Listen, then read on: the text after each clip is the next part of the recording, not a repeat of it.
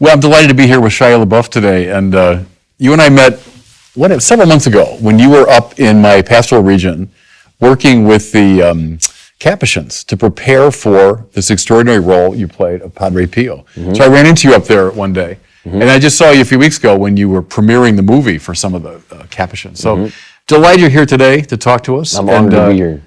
Good. And so, I mean, I can talk to you all day about a lot of things, but maybe first a bit about acting. I mean, you're seen as one of the best actors in your generation. And when I watch your films, I'm reminded of people like, De Niro and Pacino and Daniel Day-Lewis and some of these people who are more identified with, the method acting style, Stanislavski and all that. I'm just wondering, I mean, do you agree with that? Would you say you're kind of a method actor? And if so, what's involved in that? I think people put that on me, but and I'm honored by the people you just mentioned to be included that way or be perceived that way. Yeah. But one, I'm not at that level. One, two, I'm not in that school of thought. So Stanislavski is about sense memory and it's very intellectual. It's a whole lot of conceptual. It's a whole lot of cognitive. It's heady. It's very heady. And I'm like a Whitman character. I'm like a very unintellectual feeler. And so I don't identify with that school of thought, really. I don't really know what I do or where it comes from or how it happens. I know that I feel a whole lot. I got a big heart. I don't know if I'm a method guy. And I think some of that stuff's ridiculous. So like kind of the staying in character, that's sort of the cliche. I like to be immersive. Yeah. I like all immersive experience, not just acting. It's probably why I like Catholicism as well. I like all immersion. I like I like adventure. And that requires like full immersion. So I would consider myself an immersive actor, but method acting has like a bad smell to it. Like too technical, too intellectual. And just kind of douchey. Kind of like, just like mean. Mean? Yeah. Sometimes I feel like there's people on film sets, like it gives some people an excuse to behave terribly.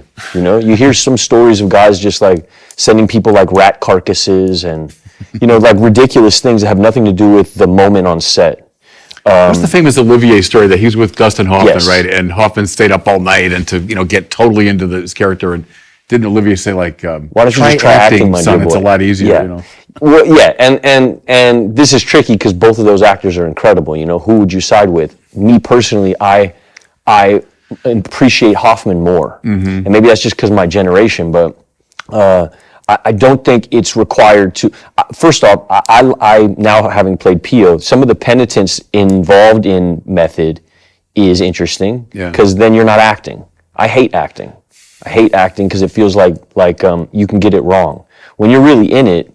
Then you can't get it wrong. I hate losing, I like to win. And so there's ways to like backstop a performance where you leave yourself very little room for error if you're in the middle of it, If you show up with all the caps, it's easier to believe and that you're a part of that because you showed up with it equally. If you're playing a gangster and you roll in with gangsters, it feels the same way. Whereas the make-believe stuff feels like frivolous and unintrinsic and like wishy-washy. So say a bit about your own preparation then. So not the intellectual Stanislavski thing, but this immersive, entering into the emotion of it. Tell me more about that. You're preparing to play Padre Pio. What's involved in that? Yeah, because Stanislavski is like therapy. It's like therapizing, right? Which is really heady. Yeah. And let's focus on childhood trauma and the problems and things like that.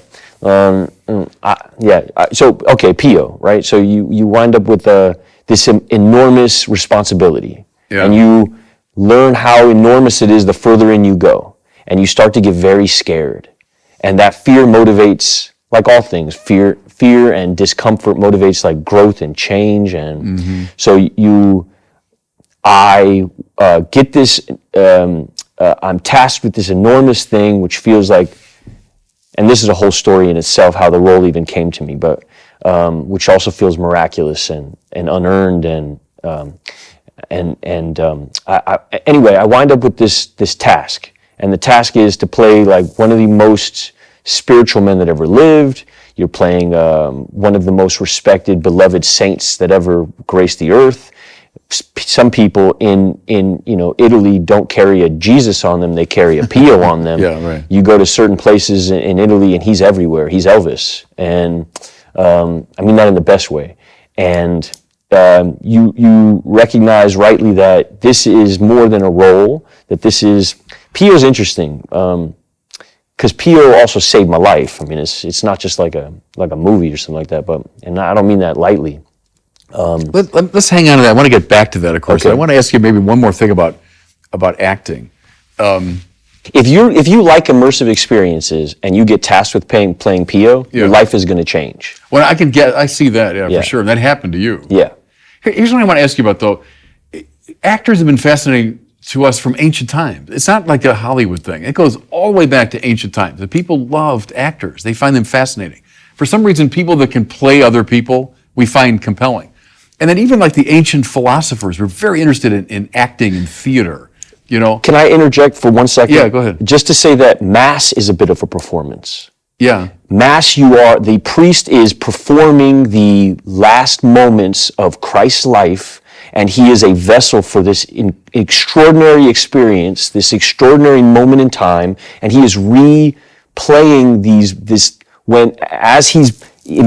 as the host is imbued with the Spirit, that is a bit of a performance. And so different priests have different performances. And not to say a priest is an actor, because that somehow minimizes the sacred nature of the task, but there is a correlation between Mass and being an actor completely immersed in an immersive experience. That was my first inroad to Pio, was, okay, that Mass is an immersive experience. He's fully involved. His Mass was very different than other Masses that were performed, in that it was lively.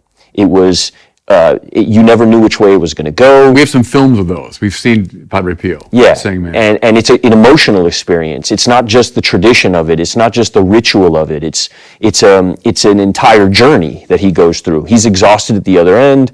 He's sweating. He's dripping. He's crying. Yeah. There's snot. It's like the man went to battle. He went to war, and it feels like there's a death that happens and a resurrection, and it's extremely emotional, which is how he touched people. He didn't touch people through like these profundities that he spit. He was also an immense feeler. A lot of his contemporaries didn't liken him to an Aquinas or an intellectual. He was an extraordinary feeler. He was like a pro-feeler. And that was my first inroad to him, was the fact that I as an actor who feels that way, that I'm not like I didn't go to school. I didn't go to Juilliard. I'm just like a street tough who wound up in this wild world. And in Pio, I found the same kind of misanthrope who wound up in this wild situation where a lot of people put a lot of pressure on him, and he felt the enormous nature of the task. That was my first inroad. Yeah. I'm sorry for speaking too much. No, here's a lot of things were going through my mind as you were talking. One is, I heard Bruce Springsteen say one time that his first introduction to performing was being an altar server. So he's in this Catholic parish, he's an altar boy, and he said, there you are up on this stage that's well lit, and there's people out there, and you're dressed up, and he said it was like my first introduction to performance. I also thought of Thomas Merton, you know that name? Oh, yeah. Spiritual writer. Oh, yeah. So Merton had all these friends in New York who were not Catholic, and he becomes a Trappist monk, which is a pretty, intense expression of Catholicism. So a lot of them came to his first Mass, and they didn't quite know what was going on. So one of his buddies, a guy named Seymour Friedgood, who was Jewish, said, what is the Mass? And Merton said, well, it's like a ballet with certain prescribed movements and gestures. Now that was the pre-conciliar Mass, the older Mass, which probably is a little bit more like that, but it's to your point about the performance of it or the drama of it, because it is a sort of recapitulation of the drama of Christ's life. Even the priest coming into the sanctuary, the word entering into flesh, coming into the world.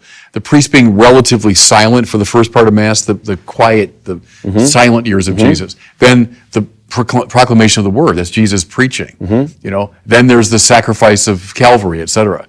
So the Mass is if you want, a dramatic representation of the life and death and resurrection of Jesus. Also, when Mass is done really, really well, you feel like a secret is being shared with you. And good performances are this way. When you see really good performances, you feel like, oh wow, this person is sharing a secret with me.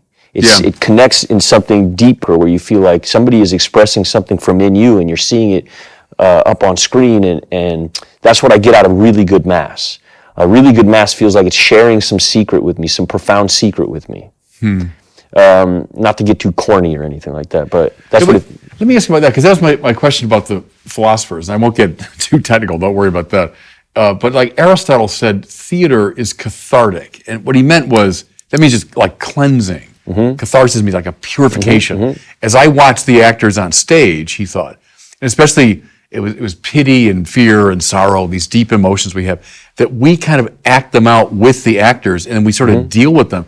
And we post-Freudian people get that too, of like deep emotions in us that might be suppressed, but they're coming out as we're watching a great film or a great play. I mean, do you see that, or what's happening when you're watching a really good movie beyond just entertainment? Yeah, you're activated. It's probably why Mass has changed. The Mass has changed because there was a yearning to activate the public in an artificial way.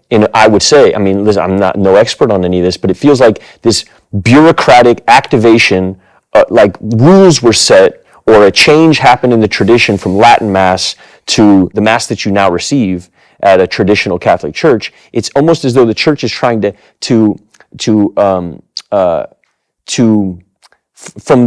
almost from the office, activate the audience without putting the agency on the priest.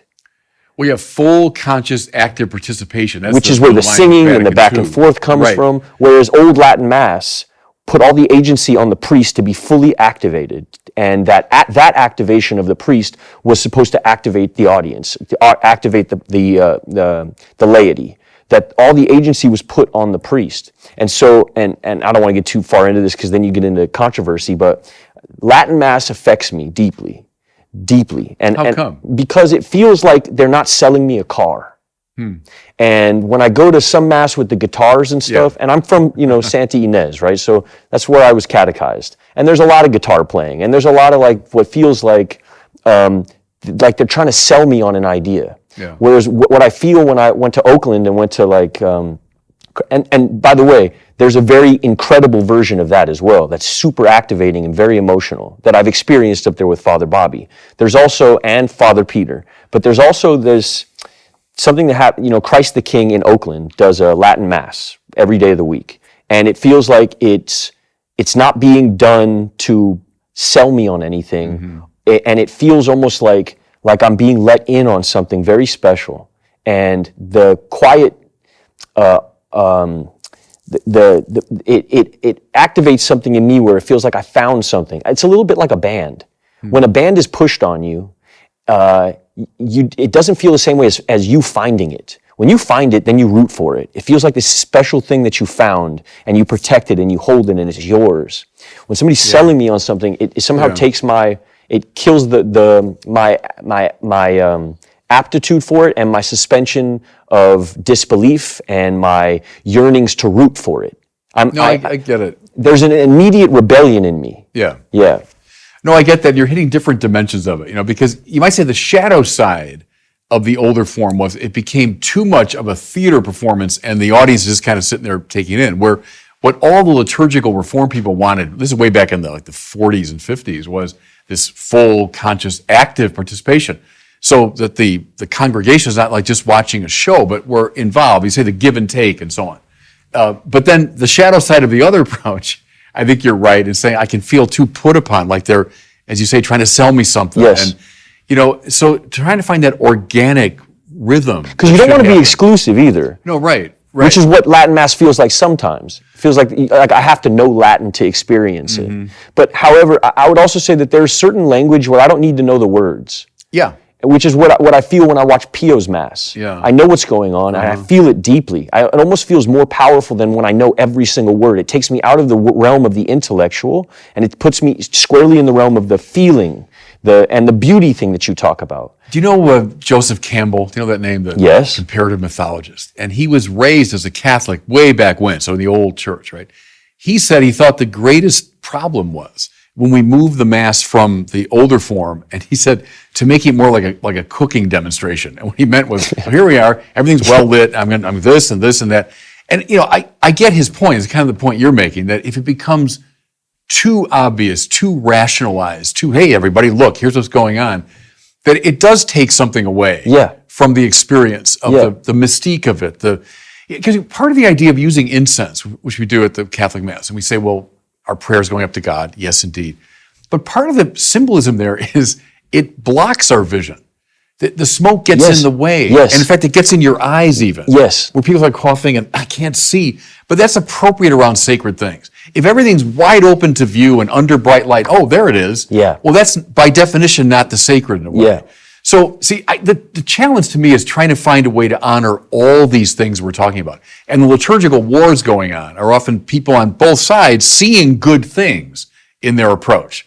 But it's trying to find the place where they can all find expression. Yeah. I think that's the challenge. And I do, I mean, as a person who's involved in the arts, to deny some of the senses, it heightens some of the others. So when you put me in this rationalistic, logical, word, plot, it takes me out of the feeling realm. Yeah. Whereas Latin Mass puts me squarely in the feeling realm because I can't argue the word, because I don't know what the word means. Yeah. So I'm just left with this feeling that feels sacred and connected. And really what hindered I was never an atheist. I was always an agnostic, even when I was a Sam Harris, TED Talk, Christopher Hitchens guy, which is who I was before I fell in. I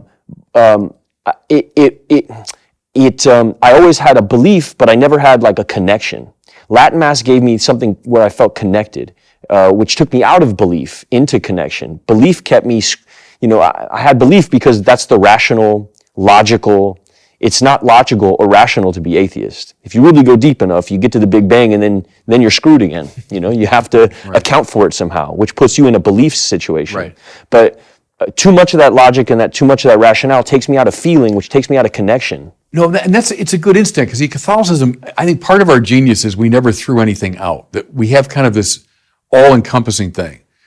You want rationality, man, you got Thomas Aquinas, and he's more rational than anyone in the whole Western tradition. But then that same Thomas Aquinas, who could write in a highly, highly technical way, they say couldn't get through Mass without weeping copiously. Yeah. And so that's Catholicism, is that we've got the emotion, we've got the art, we've got the sensible, we've got the intellectual, and it's all there. We never threw anything away, And so, because people are in different places. When I was a young kid, I responded to Aquinas' arguments. They made a huge difference to me. Wow, that is really rationally compelling. Other people respond in very different ways. I responded differently at different stages of my life when I got through that, and then other things opened up to me, So I love that we've got this house with all these doors that are open, and, whatever door works for you, come on in. Well, Merton is really interesting because he's a poet, and he speaks really rationally, but his writings are, and he was an atheist. So if you walk in and you were me reading, Seven Story Mountain, he spoke to every part of me. He was a big deal for me. Him and... he was for me too. Yeah. I didn't realize that you had read, so you read the Seven Story Mountain. It was sort of required if you were going to play Pio, I was told. He was a big deal. Very interesting. Yeah. The guys who catechized me, all the guys at San Lorenzo gave me him and Jim Townsend. Jim Townsend was a Capuchin who formerly was a con man. He was a convict. He had murdered his pregnant wife and then spent 20 years in prison and then spent 35 years in the seminary, or 35 years in the order. In the order, yeah. And he was another invite for a person who felt totally depraved when I walked in. I walked into this, my life was on fire. I was walking out of hell. It wasn't like I willingly came in here on a white horse singing show tunes. I came in here on fire, and I didn't want to be an actor anymore, and my life was a mess, complete mess, and I had hurt a lot of people, and I felt deep shame and deep guilt. I didn't like to go outside much. I had a yearning not be here anymore. I was on my way out. Is that where you were when you accepted the role of Padre Pio? This is why when you spoke about the role, I wanted to kind of dive in there because it's kind of formative to how this all happened to me. I was willing, because pain made me willing to go about this in a different way than I had previously. My opinion about God before this happened, before the pain struck, before my world had crumbled, was art, love, and God, they all mean the same thing. They're synonymous. And as an artist who creates art, I found myself in a godly position often, right? Where I was in charge. And I had also been told my whole life, like, your life is your life. You have to make with it what you can, you know? You got to be a good guy, and then you got to get married, and then you got to get a house, and you got to get a job and do good at your job. And like, your life is your life, and things will work out if you put effort in, and, you know, it's up to you. And I always really felt that. And it made it hard to believe in God, because it felt like my managerial skills are what are going to amount to a fulfilled existence. Yeah. When all of my designs failed, when all of my plans went out the window, when my life had led to serious infliction of pain and damage on other people, I threw up my hands like, my plans are garbage, and I don't want to be here anymore, and that was required to enter Pio. You had to actually, it's why it feels like celestial mathematics or some kind of divine, it feels way, too coincidental to be a coincidence. But my life was completely, like I told you, on fire, and I'm in a spiritual program where I go on Zoom, and we have meetings, and another person that was in this meeting, who's also part of this same fellowship of like the down and outs, was a man named Abel Ferreira. And he wound up seeing me in the meeting. We shared sensibilities. We had heard each other share a few times. And then he wrote me in the chat box, "Do you know about Padre Pio?" And of course, I didn't know anything about Padre Pio. This is before the offer of the film. Okay. This had been gestating on his side for years, because his grandfather comes from the same region in Pietrelcina, and he has a connection to Pio in many different ways. He's not a Catholic; he's a Buddhist. Which I always had trouble with as a person who was always self, and now, I'm not going to get into that conversation, but me and him have wrestled over this many times. And I thought, okay, well, what is this Padre Pio thing? And this is early days in my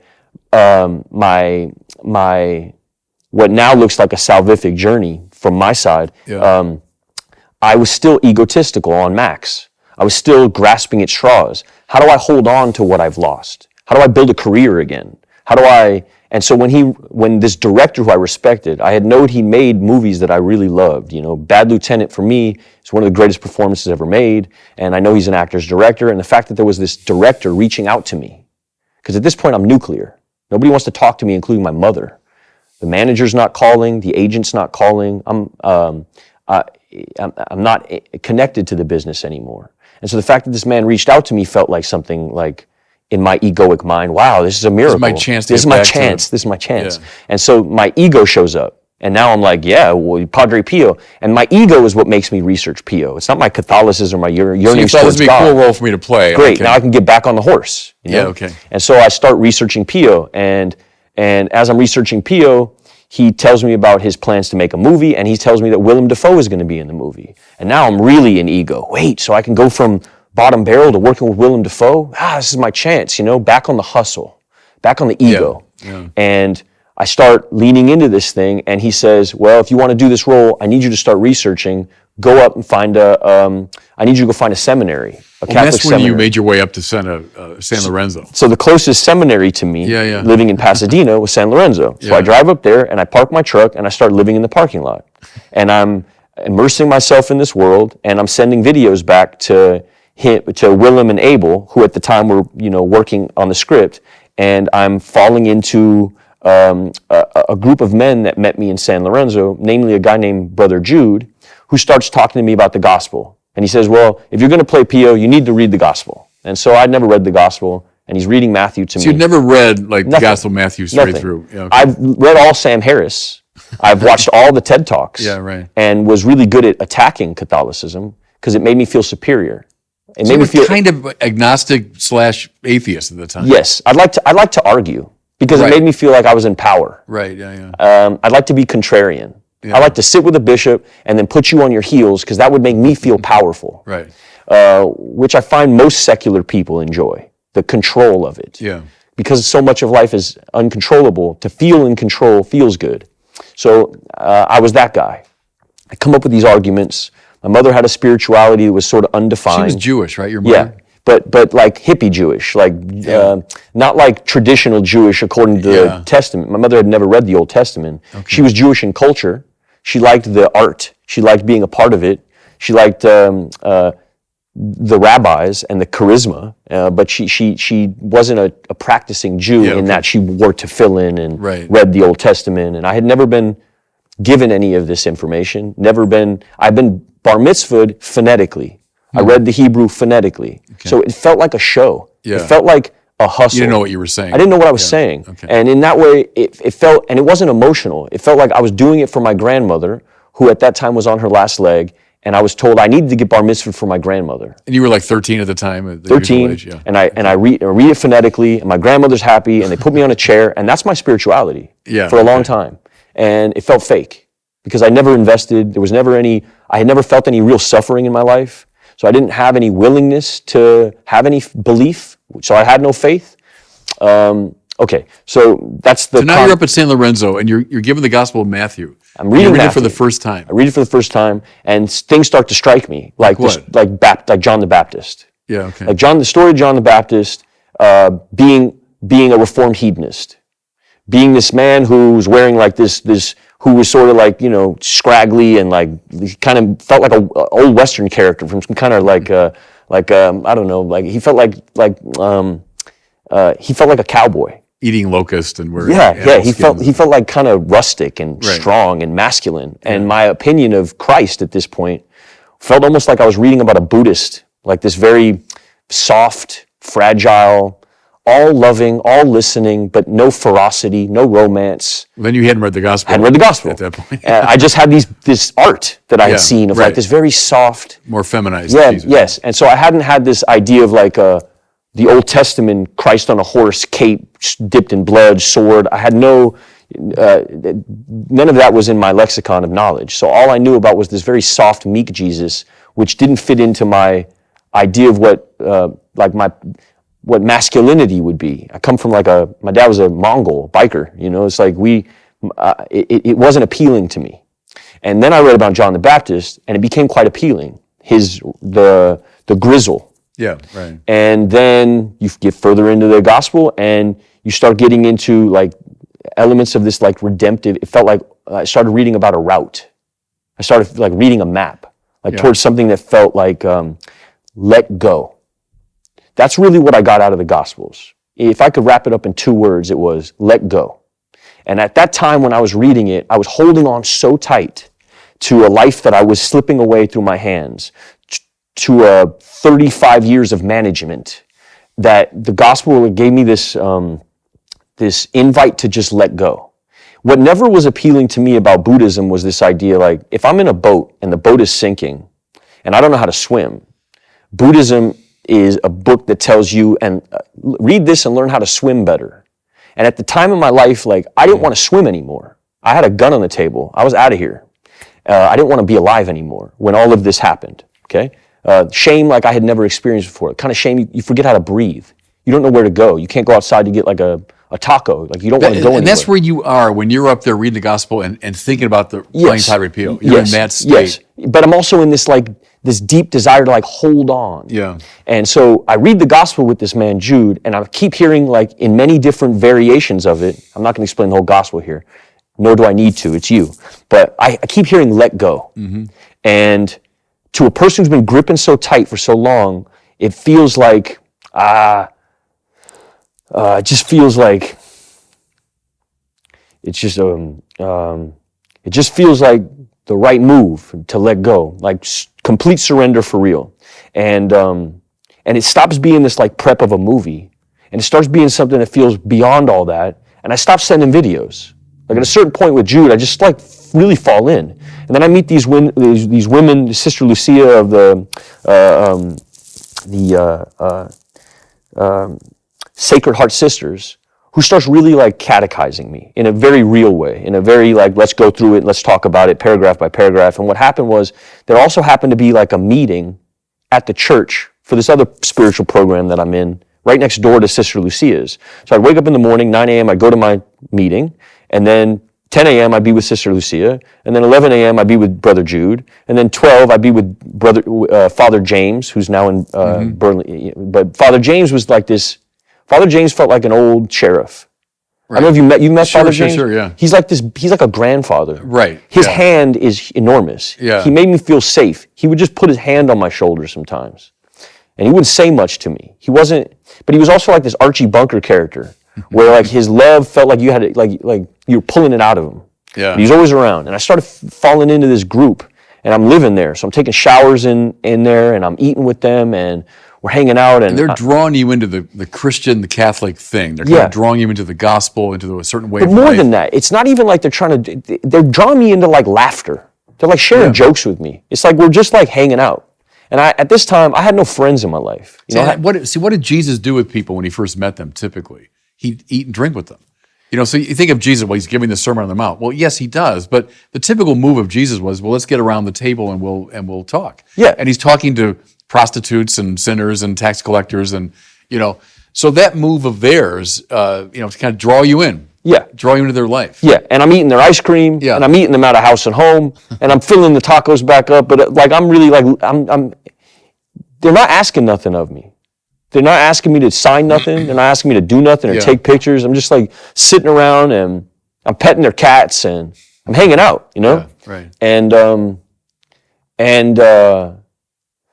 But the lesson of, as you put it, let go, was coming through. Yeah, that's all I kept hearing. But not just let go, but reach out, right, to someone who's reaching out to you. The reach out had happened for me. Yeah. I was already there. I had nowhere to go.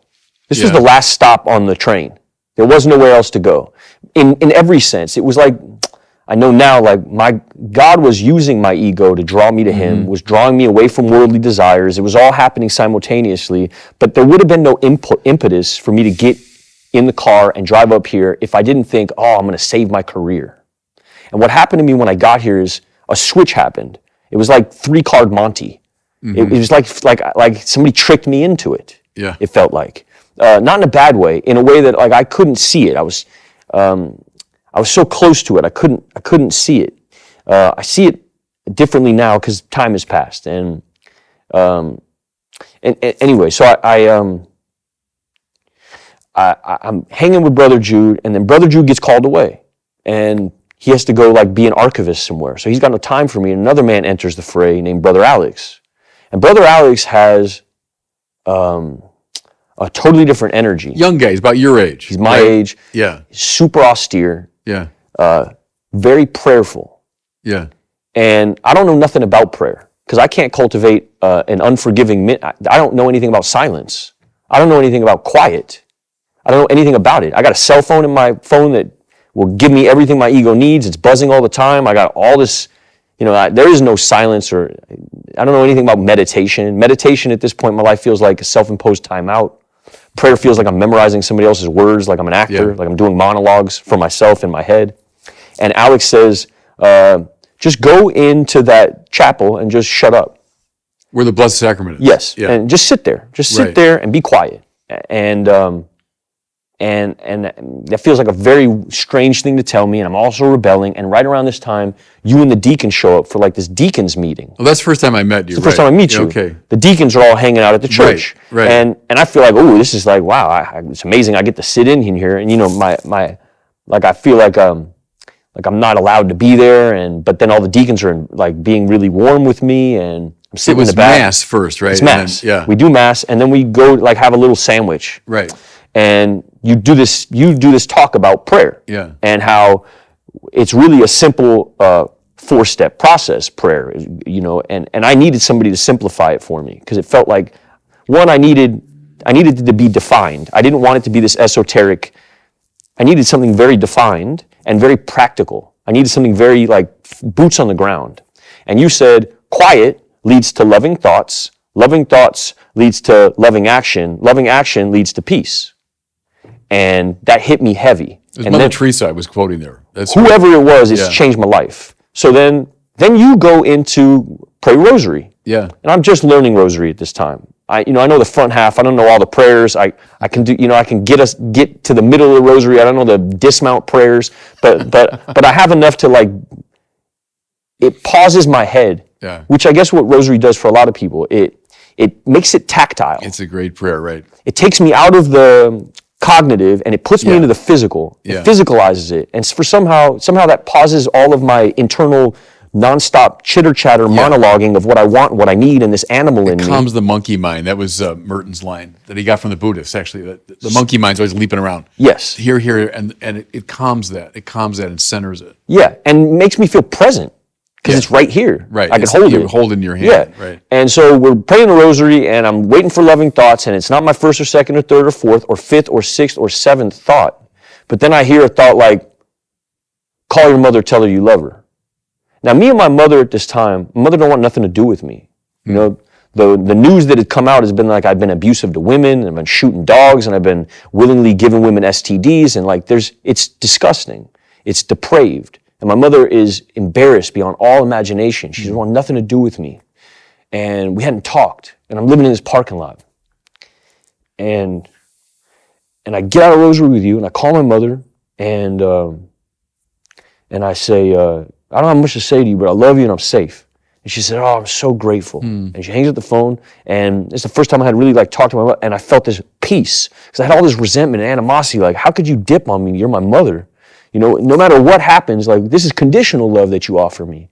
So, you know, then I start reading the Confessions by Augustine and his mother and that relationship. And right. Everything starts to feel like click, click, click, click, click. Right. And Augustine being like a hedonist who had made all these flaws. And then they started explaining Francis to me and all this ego that was in Francis. Just a complete egomaniac. Same story, right. Yeah, like, and I start feeling all these connections, and I start seeing this route, and and it says let go, and I find a way for myself. This is all before we're even in the movie. I'm not even reading the script yet. I'm just like laying the ground, I'm not even into Pio yet. I'm passing Pio's statue every day, and I'm kissing him on the hand just out of like reverence for the statue. Yeah. But I don't know anything about the man yet. Then I get to reading about Pio and about suffering. Now, this is another hack that happens to me at some point, where I felt like my suffering was pointless. I didn't understand what was going on. I felt like, you know, and Father James walks me through like offering your suffering up as a purposeful. As like intrinsically valuable, that God taps certain people to go through certain suffering so that they can be more effective at bringing the good news forward. And we start talking about purpose. And I'm questioning like what my purpose is, because before this moment, my purpose was just to be a good actor. My purpose was just to be the best actor. That was my whole purpose in life, like just such a little dream, like the dream of an ant. Yeah. And James says, you know, what are you good at? And I'm like, I'm good at bleeding in front of people. He's like, what are you talking about? I was like, well, that's what I do. You know, I sort of just throw myself at walls. They film me. People tell me it's good. That's all I know how to do. He's like, okay, so you're good at suffering. How are you going to help other people with that? I was like, I guess I'll make movies and stuff. And he's like, yeah, but what else? And we start getting deep off into this conversation and what the arithmetic of purpose is. And James says, you find out what you're good at first. You find out how you can help other people with that, and that is your purpose. Yeah. And that's the leapfrog. Right. I mean, there's so many spiritual principles that you're talking about. And what's cool to me is you were learning them not abstractly, not from a book. You were living through them, and you had some good people guiding you. But, you know, one of them is the whole attachment, detachment thing, which every spiritual master talks about. I mean, ancient, medieval, modern, every master, is you got to hunger for God. We all do. Which is infinite hunger. It's what everybody wants. Sam Harris wants it, trust me. But we hook it on to something in this world. So we say it's wealth, it's power, it's pleasure, it's my career, it's whatever it is. It's going to make me happy. And of course it can't, because the desire is infinite. So it can't be filled up by anything. Yeah, there's no ceiling. Right. So you keep throwing things in, more and more and more and more. And of course it doesn't work. And that's how we get addicted, which is, I think, why attachment in the classical spiritual masters is very much like addiction today, that we know a lot about, that we get addicted to these things. And you're addicted to sex or to booze or to drugs or to success or to my own ego, all that stuff, you know. So you would wander down that path. I was wearing a success mask for 30 years. But see, it's like did you ever see this thing? It was Jim Carrey. It was a really funny little routine he did. It was at the Golden Globes, and he gets up and he said, this is not just Jim Carrey speaking to you. This is two-time Golden Globe winner Jim Carrey. And then he said, what I dream about at night is that someday I will be 3-time Golden Globe winner, and then the quest will be over. And they all laughed, but it was perfect. It was a perfect little parody of that problem, you know. So you're in there, and I'm thinking of Chesterton. You know, G.K. Chesterton, have you read him at all? He has that wonderful line from one of his Father Brown stories, you know, these detective stories.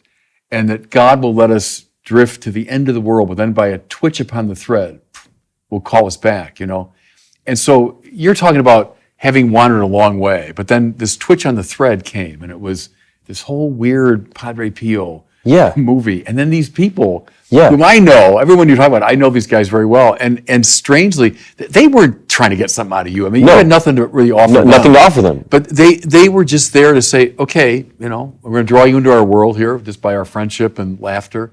Then we're going to draw you a little bit. If they didn't do it for fun and for free, I'd have never heard anything they said. I wouldn't have heard word one. Right. Because I would have ripped them apart because, this is a transaction and you're doing it because of this and that and this and that.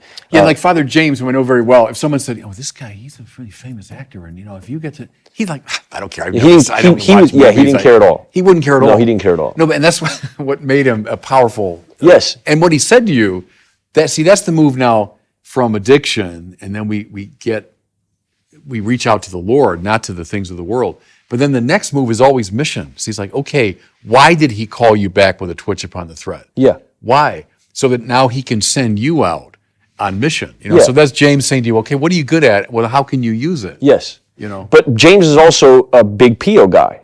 Right. And he keeps saying to me, don't make him weak. Yeah. Meek and weak are two different things. No, right. And let me explain the difference to you between being meek and being weak. Meek is to be treasured. Meek is to be valued. Meek is a submissive respect. Mm-hmm. Weak is having no faith. And he starts explaining stuff like that to me, where, meek in my head, from a kid who never had a puberty ceremony. I mean, Judaism, and you're 13 and they put you on a chair and you get a driver's license, but it's not like I wander off into the woods and come back with a lion's head. There's no puberty ceremony for a young man today. That's a problem in our culture. Yes. We've forgotten how to do that. And you don't really know what it is to be a man, and James starts talking about mountains. This is where Seven Story Mountain comes about, but we were in a conversation about a mountain, about what in nature is masculine. And I'm like, and he says mountain, and he says, do you know why? He goes, because it's immovable.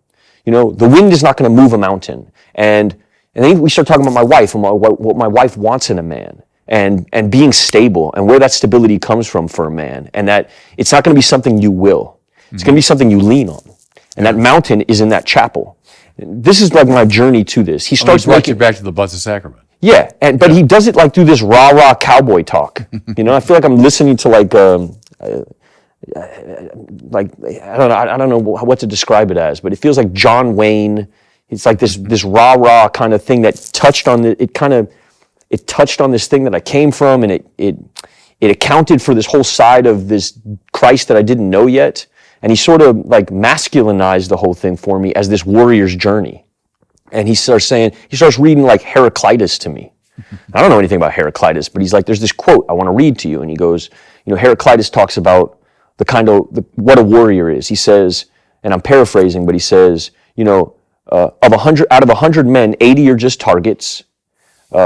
10 are fighters because they 10 are fighters because they make for the battle and we're grateful for them. But the one is a warrior, and he will bring the others back. And I'm starting to have emotional experiences with this guy in this, with these cats running around, we're eating ice cream, and I'm having emotional experiences with him, explaining Heraclitus and this thing that I hadn't had before, which felt like a task, more than me. More than just myself. And it was also tapping into this other program that I come from. And so now I'm starting to share in this other program on Zoom, these guys are seeing me in a parking lot, and they're seeing these friars walk behind me. What's going on? And they're desperate for God over here as well. That whole thing is about finding a higher power.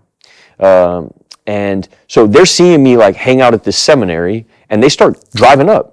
And the guys start, is that right? Yeah, these guys that are in this other program start driving up to the seminary and start hanging out with these other friars, and my worlds sort of collides.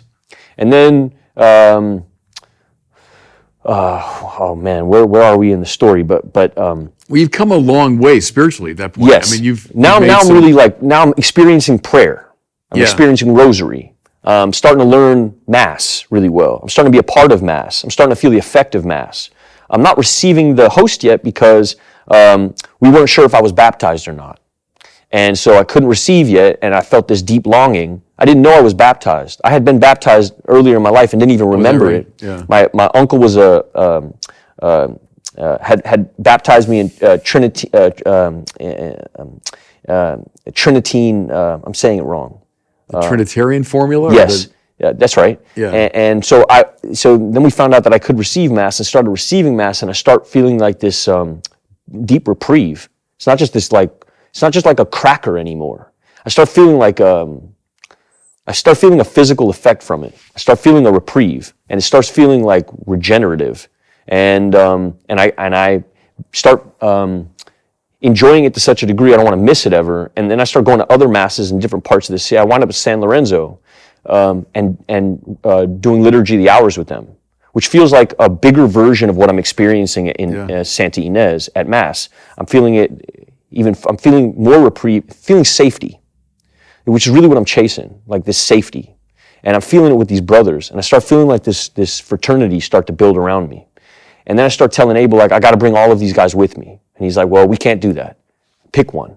And I don't know who to pick. And so I go to the head of the novitiate, and I ask him to pick. And he picks Alex. Oh, and that's how Alex ended up. That's how Alex falls in. And so then they write a role for Alex. And then me and Alex wind up going to Italy. He's in the film He's quite in the a movie. bit, actually. Yeah, he's my right-hand man. Right. I mean, in life and in the film. Yeah. And what he brings with him is like, he's like a walking, I don't know how to describe him. He's my inroad into Catholicism. He was the guy who Eskimo'd me in, pretty much. And continues to be the guy who I can text him about anything, And he's also a really good mediator between me and my director. Because I'm not an expert in Catholicism, but I have one with me who's really good at being diplomatic with two creatives. He doesn't have this like energy. He has he's like water. I don't know how to describe it, but he's very diplomatic.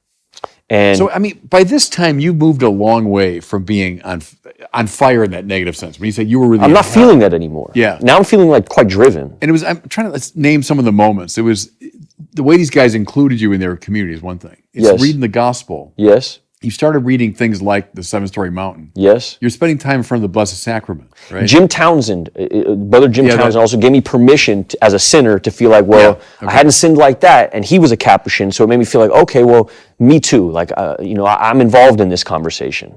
Yeah. It was seeing other people who had sinned beyond anything I could even conceptualize, also being found in Christ, that made me feel like, okay, well, that gives me hope. Yeah. And James said, hope is HOPE, hearing other people's experiences. And it's the truth for me. I started hearing experiences of other like depraved people who had found their way in this, and it made me feel like I had permission. Classic form in the spiritual tradition, going back to people like Augustine, Augustine, he was lost. It's the same thing. I mean, he reached a point in his life. What he was obsessed with was fame. I mean, in a way, like you, he wanted a great career. Yep. He was this rhetorician. He wanted to be the speechwriter for the emperor, which indeed he became. And then that famous story, remember in the Confessions when he's going to accompany the emperor as he's going to recite one of Augustine's own speeches, and it's the high point of his life. And they run into this poor drunken guy in the street, was carrying on. And Augustine looks at him with disgust, and then he realizes, I mean, tomorrow he'll be sober, but I'm still going to be completely drunk on ambition. Yeah. And it led him down that same sort of hellish path until it was Ambrose. See, Ambrose for him was sort of like Father James or Brother Alex for you. There was this great bishop in Milan, and it was his preaching. And here Augustine went to hear him because he heard his rhetoric was impressive. I'm going to hear this guy. He's a great user of the Latin language. But as he listened to him, he's also preaching the spiritual life. Right? And so Augustine... and tears had a lot to do with it. Augustine was like a hyper intellectual, but man, there's like tears on every page of the Confessions. Yeah. And he starts weeping as he listens to Ambrose. Yeah. So that's a story from so many centuries ago, but it's your story in many ways. Yeah, it is. And I'm experiencing a lot of that also. But also, the weird thing is like separating. What if this is actually happening to me for me, and what if this is like Pio and this film and preparation and the separation, before this movie, I'm chasing no separation, but here it felt even further. And there was a certain point where Abel's like asking me to do an accent.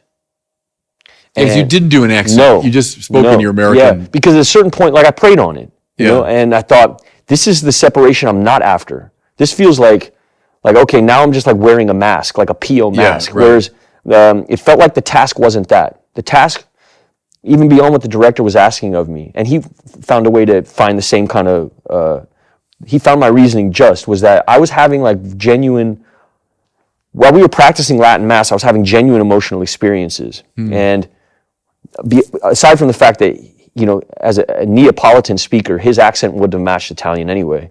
But it felt like I that would have taken me out of this thing that felt very personal. And so we didn't do an accent, because I felt like what was happening to me was like some kind of vessel. I'm not going to get too cheesy about it, but it felt like I wasn't in control of a lot of the stuff that was happening. There wasn't a whole lot of like emotional actor prep. It was like very prayerful.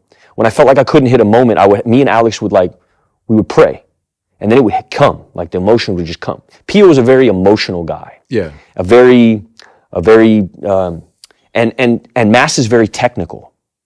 It's so technical. And so it's very difficult. You have to be very proficient at Latin Mass, one.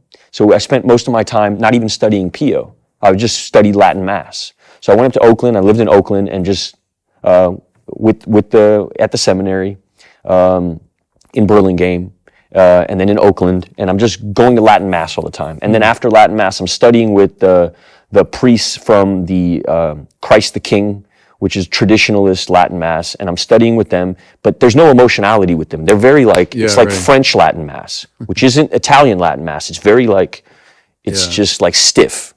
Pio wasn't stiff. Pio was, like you say, he was almost a dancer. And so you're trying to like build this Mass that Pio is known for. It'd be like playing Dylan and not knowing how to play guitar. Like if you want to play Dylan, you don't just read Dylan biographies. Right. You have to pick a guitar up, and you have to learn how to play a guitar. And then the guitar needs to be your best friend. And then you need to sleep with the guitar. And then the guitar needs to be your only travel companion. Yeah. That's the way into Dylan. Right. The way into Pio was Mass. And it wasn't until I felt like I started having emotional reactions in Mass that I feel like I was anywhere near playing Pio. And Mass got very emotional, like really, really, really emotional. And then I felt like, okay, now I have permission to go study Pio. So then the Pio study started, and that took us to Italy. Then I started going to where he studied, in San Giovanni Rotondo, and you see it, and something was offsetting about it, because what I knew of Pio to that point was like, this is a man of deep humility who's offering up his suffering. And you walk into San Giovanni, and you see this big mosaic of this man, and there's pictures of him watching them build it. And my first inroad into what James was talking about, offering your suffering up and offering your ego up and entirely, is I always pictured a priest would be so against the idea that he's being put on this Mount Rushmore in this town. And what I'm seeing in this man is like deep utility, deep focus, like a man who's just so laser beam focused. He doesn't care if you think he's ridiculous. He doesn't care if the church thinks he's ridiculous.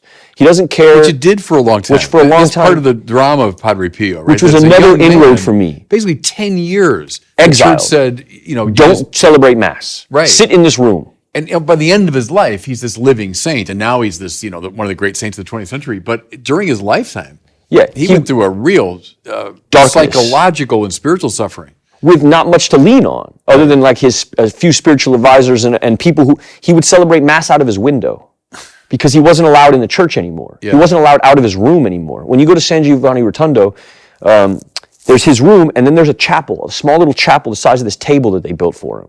There's like 5 chairs in there. Yeah. That's where he would celebrate Mass for like 10 years. And he would open a window and he would celebrate Mass, and he would hear the crowd outside.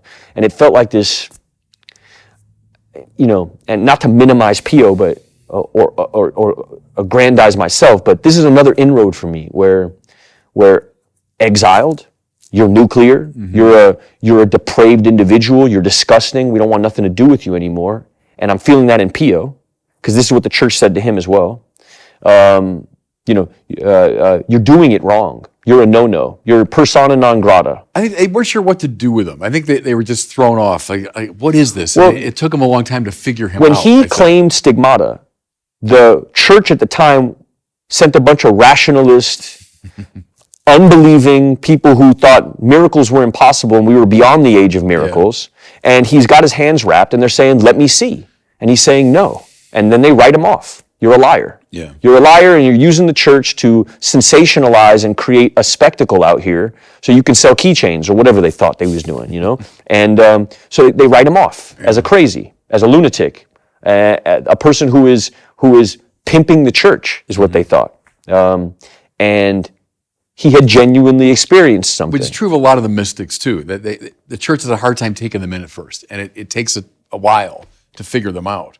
But no, I like how you're using that though as a way into your own life experience. Because again, I'm feeling all this deep identification. Like here's another example of a man who, when he was exiled, he didn't hit Twitter.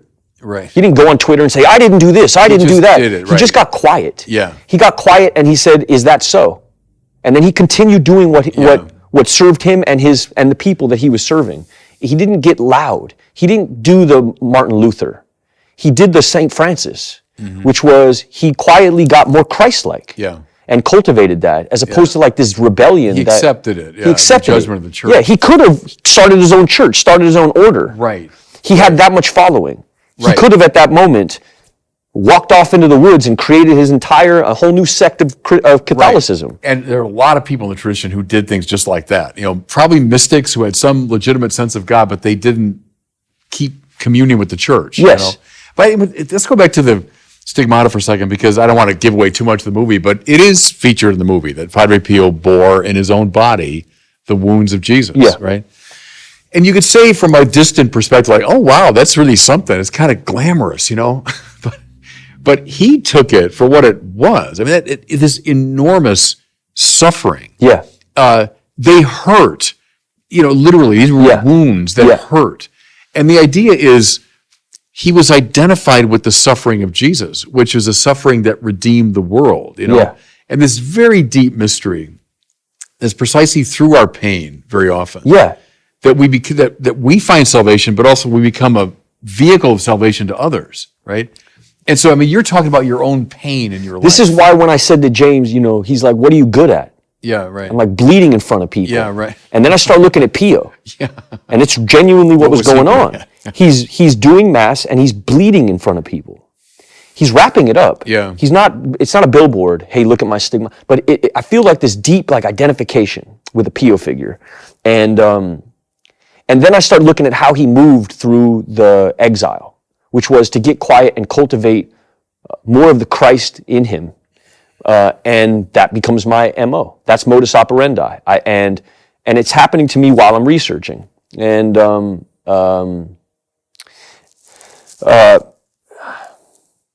I'm also getting friendly with people who knew him. He becomes. So you met some who actually knew him. People who were 1968, right? Yes. So these would be pretty old men. Well, when you go to San Giovanni Rotondo, the fathers that are there now were confessing to Pio. Wow. So when they were young guys, probably, right? Yeah, and so you walk in and they're like, "You're Pio?" And you're feeling all that too, You got a little bit of that? Oh yeah, they're sizing you up. Yeah. You're dealing with a person who, it's not just like their favorite baseball team, Right. You're dealing with, it's big chips on the table. And then they walk you into his corpse. That's right. So he's there. Yeah. And it's overwhelming. You Yeah. know? It's like the weight of it all. You're standing with a dude who used to confess to this guy. Yeah. And this guy created all this. And you're in this town with the third biggest hospital in Italy that this man built out of nothing. This place, they used to grow radishes. Now it's got the third biggest hospital, a radiation center at the top. And, they're studying cancer treatments. And it's like, you can't even fathom how much was done, how much got done in a very pragmatic sense, not in an esoteric hooty-doo way, in a very feet on the ground, it feels like lumber. It feels like you can hold it. And you're looking at this and you're feeling this, and again, I'm just feeling like this, let go, like you got me, and there feels like this, like I'm imbued with this thing. It doesn't require me to do much, it just requires me to get out of the way. And so I just show up on set with that. And these guys are all on set. And now we're doing scenes, and the guy who confessed to Pio is by the monitor. It does something. It does something. Did he tell you anything that was helpful? Did he say, he did. You should do? He did. He told me he told me there was one time where he was confessing, and there was a woman in the hallway who was wearing a dress that had her ankles exposed. Yeah. And had somebody send her away. And he said, he told me about different teachers that he had in his life. The father who I was with was a little bit blind. He had vision problems. And he told me about this teacher who, in the seminary, he told me about two big teachers for him. One was a man who bought him really big books so he could see better. Yeah. And the other was Pio, who had failed him in his seminary. He used to teach the kids. Oh, sorry. Pio would teach the kids. Yeah. Pio would catechize the youth and walk them into postulancy. He was the one who was like man on the ground, dealing with the new recruits, as you would say. And they had a curriculum, and you could fail the curriculum if you didn't study. So he was flunked by Padre He was Pio. flunked by Pio, and this is a blind man, right? So, and he at first he thought this is completely heartless. How do you flunk a blind man? And it was as if he heard Pio say, "You can do better." Yeah. And it motivated his life. He's now one of the head friars there, one of the most respected, most beloved old dudes in there. And he sort of also welcomes everybody in. He's, after Mass, he the same guy I'm talking about, he goes and walks into the laity and he raises his hands and they all come around him and they kneel around him in a circle and he prays for everybody. They love him. The whole neighborhood loves him. But he was the one who said, the two teachers that mattered to me was this really giving, soft approach that identified like my problem and was soft with me, bought me the big books. And then there was this Pio influence, which was holding me to account. He was tough. He had certain ambitions. He was tough. To flunk a blind guy and tell him, you can do better. Yeah. It requires a certain kind of a person who can see more in you than you can even see in yourself. And so this is kind of the energy that he had. And so there's scenes in the movie that, with him cursing in confessional and stuff like that, James really loves. Father James loves those scenes because they introduce a certain... He was tough in the confessional for sure. Yeah. That's well attested, right? They didn't take a lot of guff in the confessional. No. If someone's playing around like, Father, here are my sins, and Padre Pio knew, come on. If you had come in 4 times with the same issue, he wasn't going to even listen to you anymore. He would just send you away, and you'd hear him yelling from confessional as you were waiting to go into confessional. And so as you're walking into confessional, he just let loose on another guy.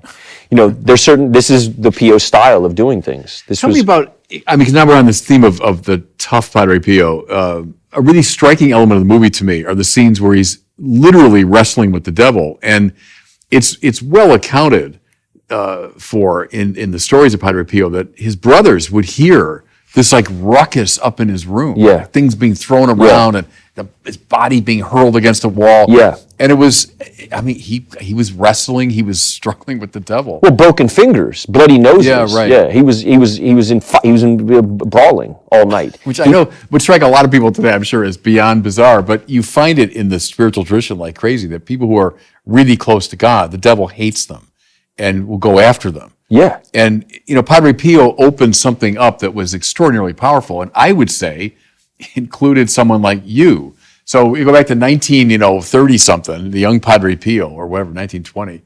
But God had you in mind. That Padre Pio would reach out to someone like you. Right, right. So my point there is, of course the devil hates that. He hates that. And so of course he's going to go after that, because that's a very powerful moment when grace is breaking into the world, right? And so I find that very plausible. The older I get, the more plausible I find that the devil, of course, wants to go after, even in a very direct way, those avenues of grace. Which feels like a suffering hack. Because then you feel like, oh, okay, well, the suffering is actually a gift. Yeah. Like, you blessed me with this. When I think about, what's happened in my life this way, the old me when I walked in was so upset about so resentful about the woman who accused me of all this. I wanted to go on Twitter and write all these things, and I wanted to justify this and explain all this. And now I actually see the woman saved my life. She is for me a saint in my life. She saved my life, and that happened. That the perspective switch feels miraculous. What a spiritual experience for me is not like talking to a cloud, or when we talk about the supernatural. In my life, it's a change in perspective. Yeah. That feels miraculous to me. There's no other way I could have done it on my own. So when I think about Pio and this fighting in this room, it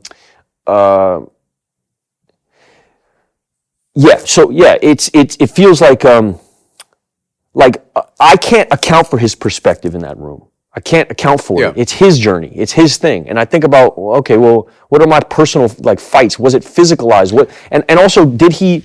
There's a question of whether like he is this him writing in parable form? You know, did he genuinely? And I would ask the guys at San Giovanni. What did they say? It was a full-blown fist fight. Yeah, no. Yeah. See, the devil is usually more subtle because people at lower levels, you know, of a spiritual order, he tempts and he does all kinds of insinuating things. But I think with the great saints and the mystics, he's like, I'm coming at you. Yeah. I'm coming at you very directly. So that doesn't really surprise me. There are a lot of stories like that in the great tradition, you know. And Padre Pio was, he opened up this avenue of grace that was extraordinary. So, of course, the devil hated him. You can see it when you go. You see, there's dents in his room, in the wall. Right. There's dents in the room, in the wall. There's like blood marks on the wall. There's still, you know, they have preserved this cell to such a degree that, I mean, that's another wild thing to walk into. They still have his heart in a crystal box.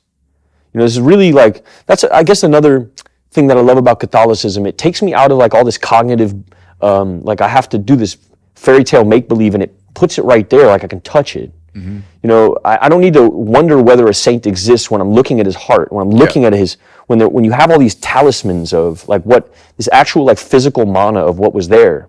For a person who's as caveman as I am in terms of I need a Polaroid picture, I need a Polaroid picture of God. Yeah. Catholicism offers it to me.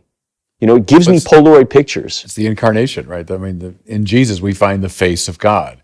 And right, so the appeal to the mind, but also, I mean, to the heart, the body, the emotions, and then that's carried on through the great tradition for sure. And that's the saints, right? That's why we keep relics. I mean, it's a prolongation in a way of the principle of the incarnation, that the Word becomes flesh, and so in the flesh of the saints, you know. I mean, I've got a Padre Pio relic back in my chapel. You know, someone gave me years ago, and I mean, it's powerful stuff. Yeah. This is the other thing is you start, like, I'm blessed to have had the experience I've had because once I met all the Caps in Italy, then they introduced me to all the Caps in Rome.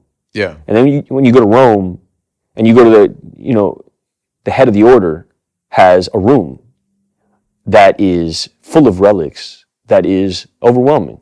It's just, you cannot deny. Did you go to the Bone Church in Rome? Yes. Yeah, this type of stuff is like, it's just so effective. It's just so effective. It's really hard. And it's also like trying to describe it to my buddies over here. It's like trying to describe what pizza tastes like. I can't. Right. I can't describe to you what pizza tastes like. You got to either put pizza in your mouth. No, but they'll see something in you, though. See, they'll see the change. Exactly. So Jesus says, metanoiete is his first word. We say repent, but it means go beyond the mind you have. That's what it means literally. So nous is mind, meta is beyond. So he's saying go beyond the mind. And so the mind that we all get stuck in is this one of fill up the ego with all these things. You got to get beyond that mind. And as you put it, reach out, because the central theme of the Bible, you could say, Old Testament and New, is trust. Trust in the Lord. Because our word for that would be faith, And before that means something more cognitive, it means something more visceral. It means trust. Let go, as you say, let go of all that old thing. Let go of that old self, which has made you miserable, right? And trust. The kingdom of God is at hand, Jesus says, and that means he's at hand. Here I am. Trust in me. Reach out to me, And that's Christianity. I mean, that's Catholicism. But it's so irrational to just trust. Yeah, I can't just jump from nothing to faith. Because I'm convinced I need all those things to be happy, and so I hang on to them desperately. If I let go of my career, or let go of pleasure, or I let go of power, whatever it is, I'm going to be lost, But that sounds like Peter walking on the water. As long as he's looking at the Lord, he's able to walk on the water. But you're looking around, it's in the fear. Perfect love casts out not hate, the Bible says, but all fear, right? Perfect love casts out all fear. And that's a very important move. I'm afraid. I'm afraid to let go. Let go, perfect love, right? The love that comes from God and is directed back to God, casts out all fear. And then see, you start glowing with it. So you're not on fire the way you were describing, like in this hellish fire, but now you start glowing with this light, which is, I receive a grace and I give it. Instead of saying, hey, I got something, I'm going to get more of that. No. What you get, give it, and then you'll get more of it. It didn't make any sense to me that God comes to those who give. That's not what I was told before I came in. God comes. I came from the school of God helps those who helps themselves. Mm-hmm. That's what I was told. Yeah. And that's not what I found. God comes to those who give, those who ask. That's what I've experienced. I didn't do any of this. This is so when you talk about like what's your school of acting and stuff like, I don't know. I have no idea. I showed up for this movie, and there'd be scenes that we would be doing mass, and right before I would do mass, I turned to Alex and I said, "Brother, I love you," and he'd say, "I love you," and that'd be that. That'd be all the prep I need. Old me used to like live on a set. I would like live in a tank. Yeah. And I'd be living in the tank and and doing all this extra blah, blah, blah. Because I was so scared that I wasn't going to get it right, that I didn't want to leave any room for error. I had no faith in anything other than my own will and my own efforts.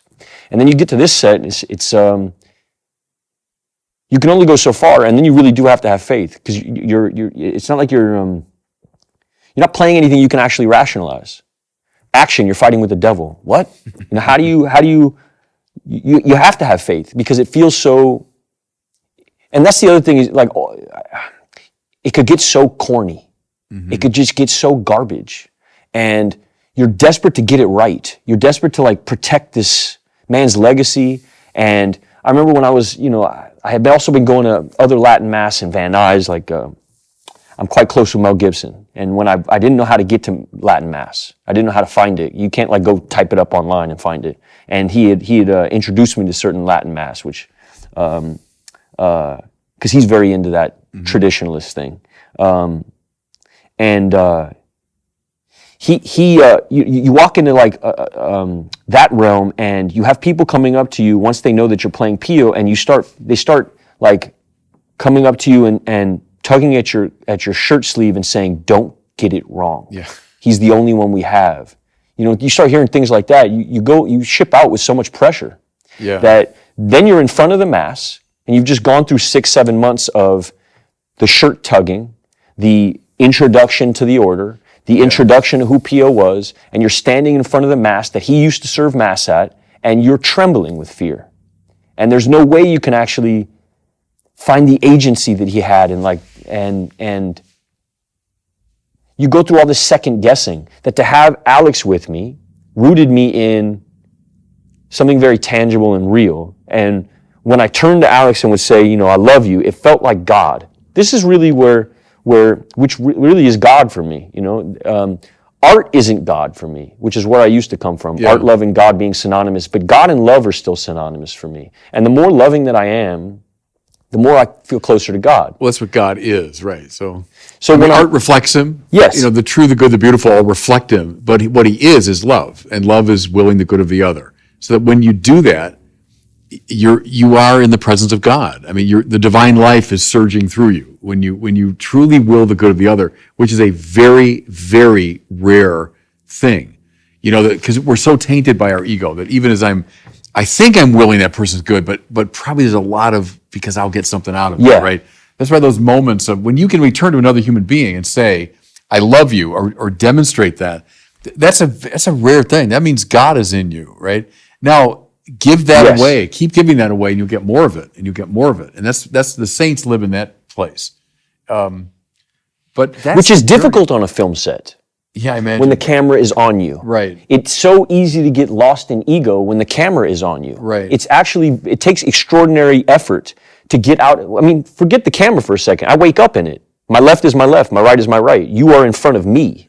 It takes extraordinary effort, and it takes real work to get to another perspective. If I don't have a higher power, if I don't have God, if I don't have freedom, doesn't feel good with no structure. If somebody stripped me naked and threw me in the ocean, it wouldn't feel good. I'd be free, but I wouldn't enjoy it. This has given me structure to be able to enjoy my freedom, to be able to It's giving me purpose, the structure of it. I need the structure of it. Bob Dylan, freedom just around the corner from you, but with truth so far off, what good would it do? Well, let's go down the Bob Dylan route for a second. Okay, I mean, see, he speaks a lot of these truths, because Dylan comes out of that tradition. But that's exactly it. So we can so valorize freedom as like spontaneity. I do whatever I want. But with truth so far off, what good would it do? I mean, freedom is always correlated to Can you say the lyric one more time? freedom just around the corner from you, but with truth so far off, what good would it do? That's from Joker Man. Remember that from like the early 80s? No, you're a deep cuts Dylan guy. I'm like a big hits Dylan guy. Oh, yeah. Yeah, I'm both. I started loving Bob Dylan when I was about 13, and it was the concert for Bangladesh. Remember that? No. No. 1971, George Harrison organized one of the very first benefit concerts. Now that's so commonplace, but it was like the first one. For Bangladesh had gone through a great flood, right? All these people that were suffering. So he organized this concert. Everybody, Eric Clapton, Ringo, I mean, everybody at the time was there. And then the climactic moment was that he brought up Bob Dylan, who sang like 5 of his most classic songs. And he had been out of commission for a while. People hadn't seen him. And that was the first record I heard of Bob Dylan, was that performance. And I was like 13 or 14. And it just changed my life. Can I tell you about Dylan's story? Yeah. I made a movie called Honey Boy about my dad. Yeah, right. And Neil Young was a big deal for me and my dad. Love Neil Young. Yeah. And we didn't have like the budget. We were a small little like $3 million movie, really tiny film. And we didn't have like the money to pay for this Neil Young song that was a big deal for me and my dad. And I wrote this letter to Neil Young and asked him for the song, and he sent me a price tag that was exorbitant and would have been our whole budget. So then I reach out to my dad, and my dad plays me this Dylan song called "All I Want to Do Is," I don't know if that's called that, but it's Baby Be Friends With Baby You. Be Friends With You. Yeah. And I send the same letter to Dylan, and he gives me the song for free. Oh, is that right? Yeah, for free. Pretty good. Yeah, for free. Nobody would do this. Nobody would do that. I mean, Wow. he's such a champion of the arts, like such a giving guy. I don't know if everybody knows that about Dylan, like the way that he moves in the industry or in business. Like he gives a lot of his music away to other like bubbling artistic endeavors. He just freely gives it away, which I think says a lot about who the guy is. Well, he's not far from here. He lives in Malibu, So Does he? Yeah, that's where his main house is. I think he has a farm in Minnesota too. Yeah, I picture him living in a chicken coop or something like that. Yeah, he lives in a. Well, I think he does have kind of a strange pictures I've seen, like the environment around his house. It's kind of like a farm. Gotta be. But Bob Dylan, because the thing with Dylan, he does, so many different things and different styles, but he's someone that knows the spiritual tradition pretty well because he's biblical. Yeah. The Bible from the beginning to end, from the earliest stuff, Hard Rain and all that, all the way to today, is the Bible, I think, is the great golden thread that runs through his writing. Well, and as a blues guy, you can't really get into Lead Belly and guys like that unless you're into the Bible. Oh, the blues is all the Bible. It's all Bible. Yeah, and so that whenever you get into kind of Americana music like that, it's going to be the Bible is the thing. But see, people have forgotten the Bible, though. They don't know the Bible. The way people in the 19th century, or even like Dylan's generation, the first part of the 20th century, most Americans had a pretty good acquaintance with it. Now they don't. What's the solution for that? That's a good question. And I just finished a commentary on about half the Old Testament. That's part of what I'm really dedicated to, is trying to make the Bible better known. And a lot of the preaching that I do, people say, well, it's remarkable because you're talking about the Bible so often. Well, what else would you talk about? But for a long time, we didn't. A lot of our preaching wasn't biblical. So I'm dedicated to, making that sense. Meaning you were encouraged not to talk Bible? Kind of. We were encouraged to talk about people's experiences. So in homilies? Yeah. Like to say the Bible's kind of too heady, or it's too strange, or it's this distant thing. So talk about, your experience, how it relates to their experience, and maybe bring in a little something from the Bible. And that was a disaster. To be honest with you, like my generation was trained to preach that way, and it was disastrous. The Bible is so much more interesting than my experience. Yes. And when I bring my experience to the Bible, and say, well, my world belongs in that world. Right? My world should be drawn up into that world. That makes it more compelling, I think. Mm-hmm. I agree. Yeah. I find that's, I guess, why traditionalist mass hits me from a different angle. There's not like this relatable, like the homily doesn't like, okay, we'll let the like tss, all the air goes out of mass when that part of mass happens. when we've done a very prayerful, we've entered, it's very prayerful, the initial prayers, and then we get to the homily and like there's this tss. Right. Well, that happens when it's the priest's kind of own words and own experience dominating. Now, obviously they are my words, and of course my experience will influence it, but when that comes to dominate. To let your hair down right before you're asking me to fully believe that we're about to walk through the death of Christ. Yeah. Seems like, huh? They should be Christ's words, right? So the homily is an extension of the gospel, and it should be Christ's words that you're preaching. If it's Bob Barron sharing his private spiritual intuitions with you, well then who cares? I might do that at a cocktail party or something. But at Mass, it's the prolongation of the gospel. That's what the homily is. But the irony is, the more I do that, the more compelling the preaching is, and the more it reaches people. If it's Christ's words, it's the Bible that dominates, Yes. Hey, listen, I could talk to you all day. Yeah, I was just thinking that myself. But thank you for being here, and it was just delightful. And, my feeling, honestly, is Padre Pio from his heavenly place, just as those Capuchins kind of took you in, up in San Lorenzo, drew you into their company and more deeply into their life. But see, we believe it's not just that company we can see, but the one that we can't see. And that company, too, of the saints reaches out to us, and I think played a role in drawing you in. For sure. And so you're playing Padre Pio. I see as a result of his intervention, in your life from his heavenly place. So praise God for that. Praise God for that. Thanks for letting me sit down with you. All right. God bless you, Shia. Yeah. Thank you. All right.